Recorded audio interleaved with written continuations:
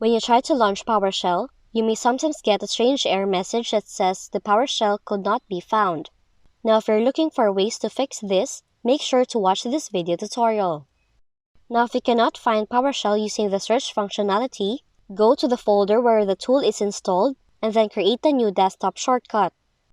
So what you need to do is go to this PC, navigate to this path, scroll down to PowerShell, and then go to this folder, right-click on PowerShell executable file, click on Create Shortcut, and check if the shortcut is functional.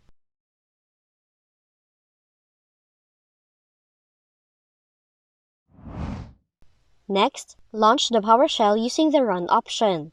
To do so, search for Run on your computer, type PowerShell.exe, and then press Enter to launch the tool.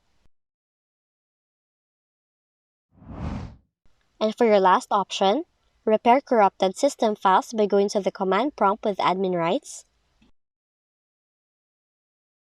Run the following commands. Then make sure to press Enter after each command. Restart your computer and check if you can now open the PowerShell option. And that's what you can do if your Windows computer cannot find PowerShell option. If you found this video helpful, kindly like and subscribe. You may also click and turn on the notification bell so you can be notified from whenever we release new videos.